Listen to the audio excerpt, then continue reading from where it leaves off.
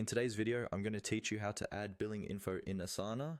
We'll walk through the process step by step so that by the end of this video, you'll know exactly where to go, what to click, and how to choose the right plan for your workspace or organization. This is especially useful if you're upgrading from a free plan or if you've been invited to manage billing for your team. First, open Asana and make sure you're logged in to the correct account, ideally the one that actually owns the workspace or team you want to upgrade.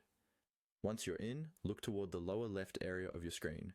There, you should see an option that says Add Billing Info. This is usually located near your profile section or workspace details in the sidebar. Go ahead and click on Add Billing Info. This is your entry point into Asana's billing and subscription settings. If you don't see this option, it may be because you don't have billing permissions. In that case, you'll need to ask the current billing owner or an admin to either perform these steps or grant you the appropriate access. After clicking Add Billing Info, Asana will take you to the billing or pricing page. Here, you'll be prompted to select your plan. At this stage, take a moment to look carefully at the options available. You'll typically see different tiers, such as plans designed for smaller teams, more advanced business features, or large organizations.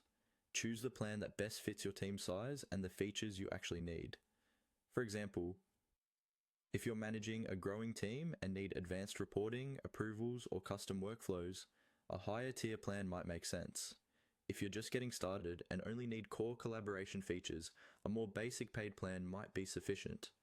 Once you've selected your plan, Asana will guide you through the rest of the billing process, such as entering your payment details and confirming your subscription.